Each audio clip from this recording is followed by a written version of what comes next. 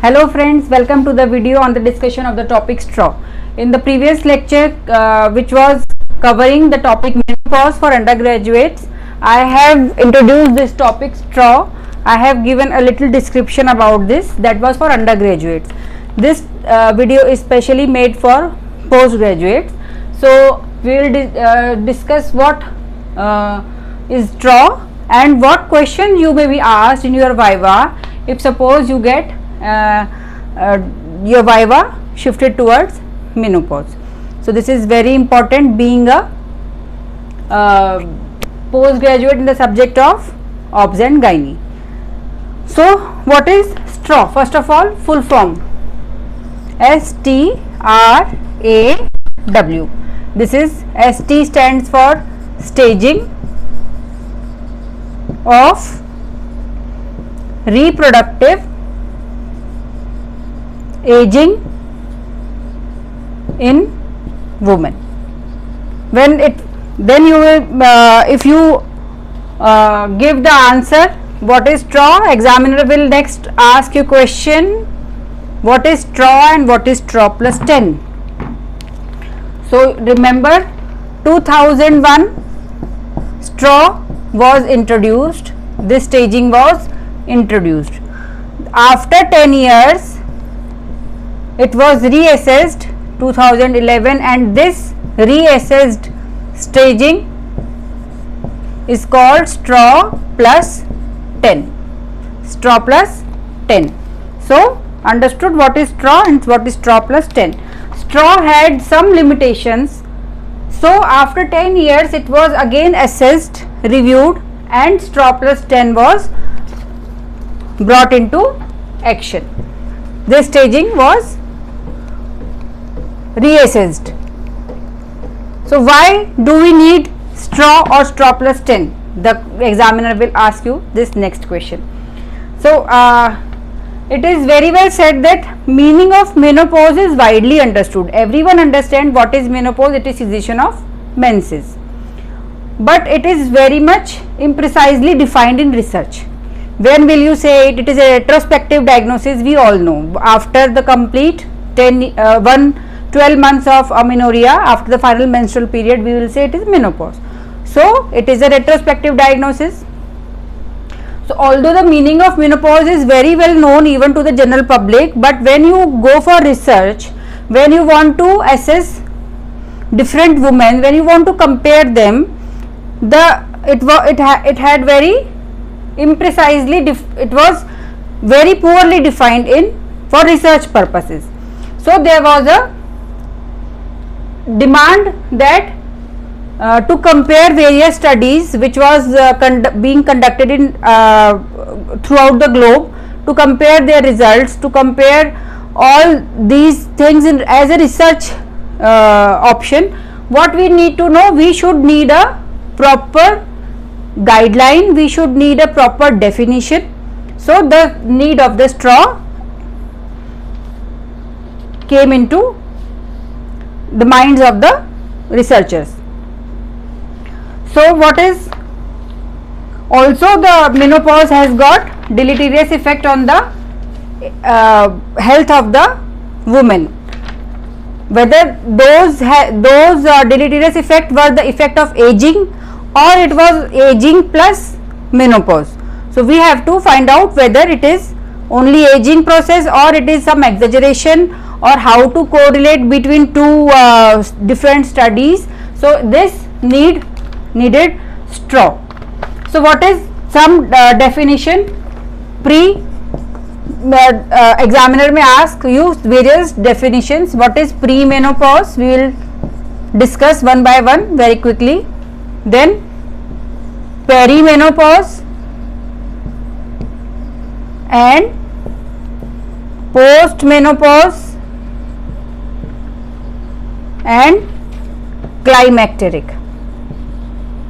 Let's discuss what is premenopause. Final menstrual period. What is final menstrual period? It is the last period of a woman after which we say that it is menopause. So the duration of life before this final menstrual period comes into pre-menopause. Okay, this is all. starting from the birth, or you can say menarche till final menstrual period, it is called premenopause. So this is of very limited use in the research for menopause. Now comes perimenopause. This final menstrual period, few years before it and 1 to 2 years after it, it is called perimenopause. It is peri, it is around menopause. Okay. Now coming to climacteric. Climacteric is the cessation of ovarian function. So after this, a consensus was made that this climacteric word is not to be used in scientific papers or research methods. This may be used to explain about all these things to the general population, because this word is very much common in use. So this may be used for explaining to your patient, but when you are going to do some research on this menopause, you are not going to use this word climacteric. So this became very clear. So postmenopause. What is postmenopause? Everything, the duration of life of a woman after the final menstrual period is called postmenopause. So these are the important terminologies. Climacteric word is not to be used by research person or even medical practitioners if they are talking among themselves. So these were the confusion, which it was very vague. All these definitions, they were overlapping. So need arose for the straw. So straw, what are the stages of straw? -7 to +2 is the staging of straw. But remember, 0 is not a stage, 0 is a point in this staging system. 0 is a point, and what is this point? This is the final menstrual period, is called 0. So -5, -4, -3, -2, -1, then +1 and +2. Okay, now let's see one by one. So this -5 to -3 is reproductive. It is called reproductive stages. This is the early, -5 is the early, from the onset of menarche, early reproductive age, -5. Then this is -4 is peak reproductive age, -3 is late reproductive age. Then came -2, it is menopausal transition, -2 to this final menstrual period, this +1, it is called menopausal transition. -2 to -1 is menopausal transition. Menopausal transition, it is transition is taking place. Now this is clinically important. And +1, after this 0 final menstrual period, this is a point, 0 final menstrual period, post 1 year was +1, and after this one, this thing early, so this +1 was further subdivided into 1A, +1A and +1B.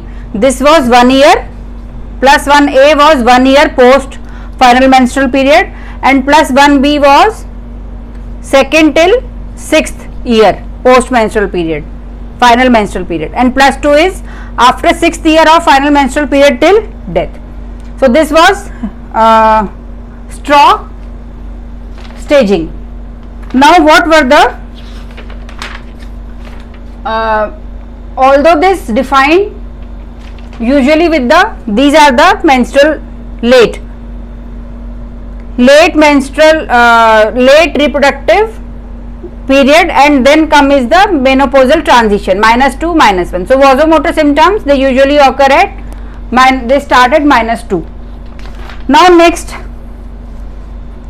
this early -2 is where menstrual cycle variability is within 7 equal to or less than 7 days, and -1 is where menstrual cycle variability is more than 60 days, or there is amenorrhea for 2 months. And during straw 1, what was used? Endocrine FSH. FSH level, they were normal up to -4. In -3, FSH were variable. It may be normal, it may be high. Also in -3, which is late reproductive stage, what happened?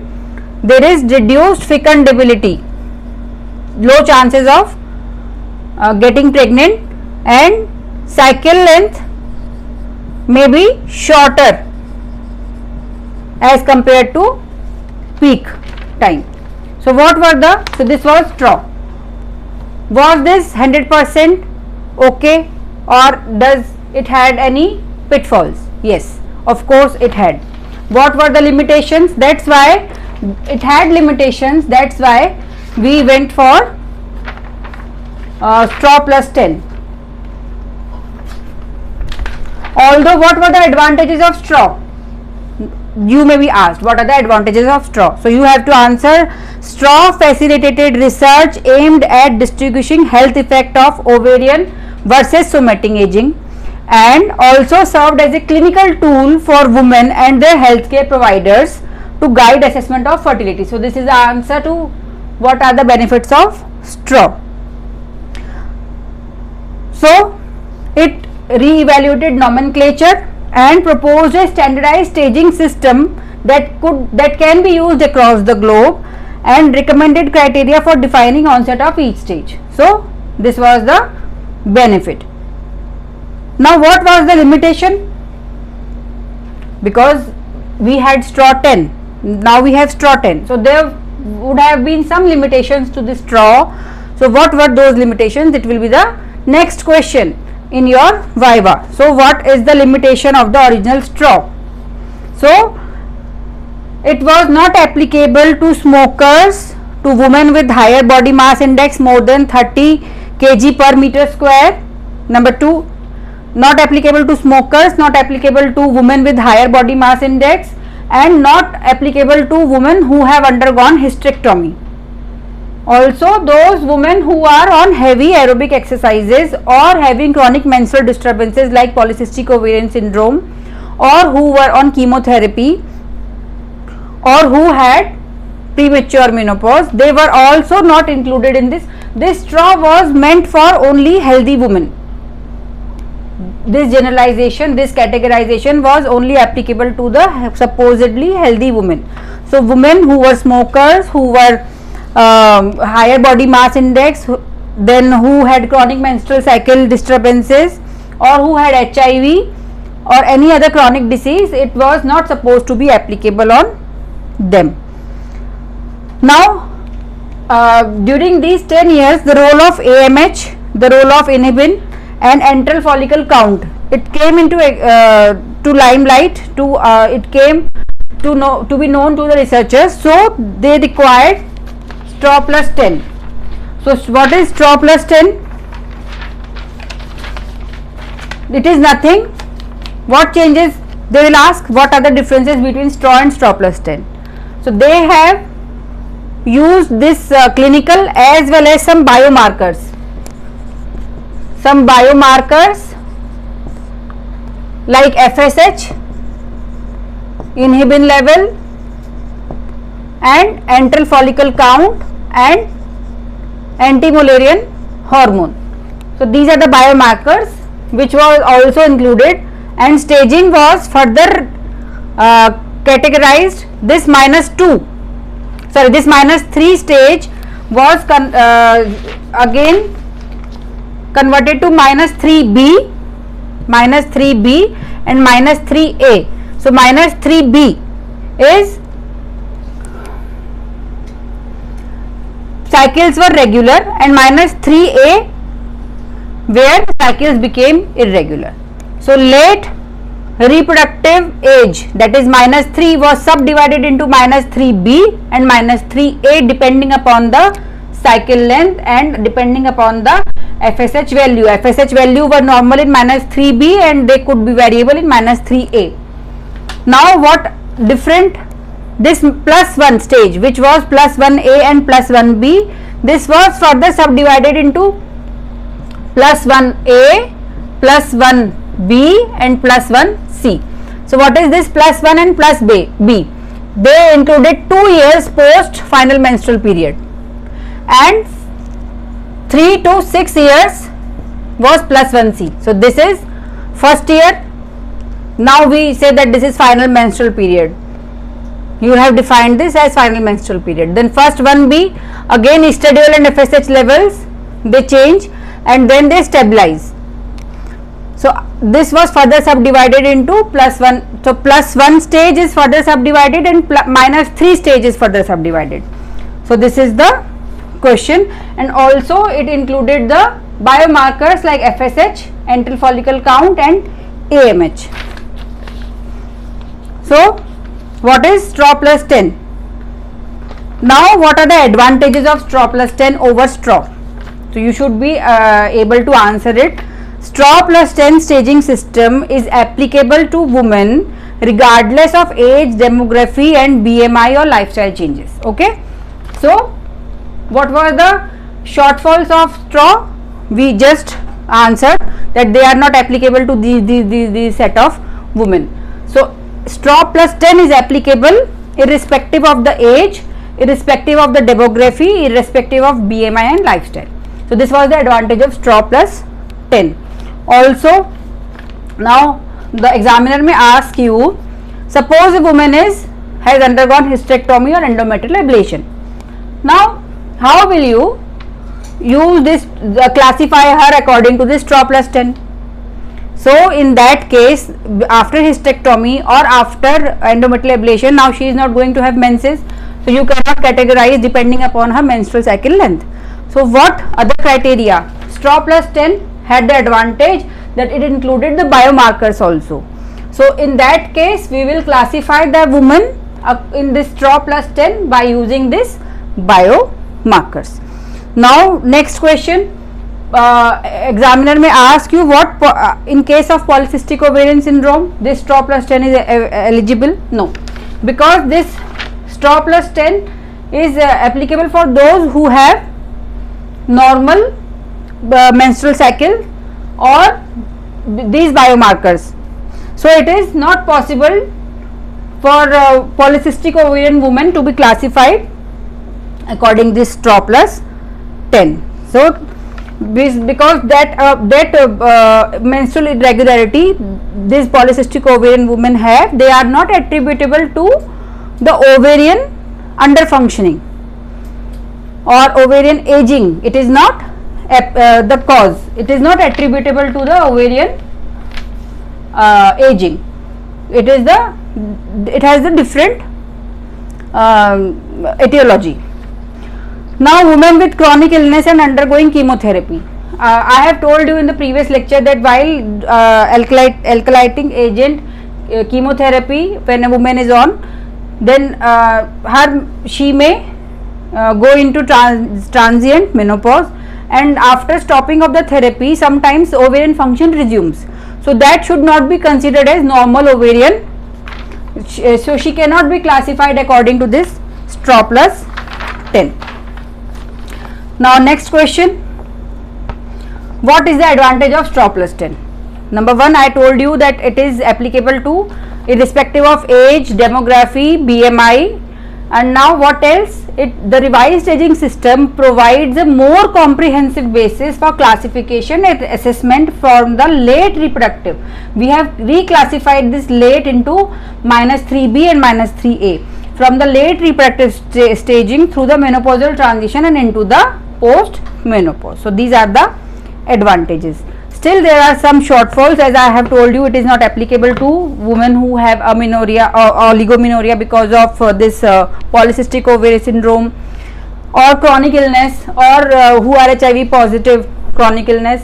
So it is, we may in near future we may again come to know about some other classification for those women, but at present this classification cannot be applied to them. So what next? If you have any, if you like this video, do comment in the comment box, like the video, share among your friends, ask me questions. I will be happy to reply, and please subscribe to our channel to be in touch for further videos. Thank you.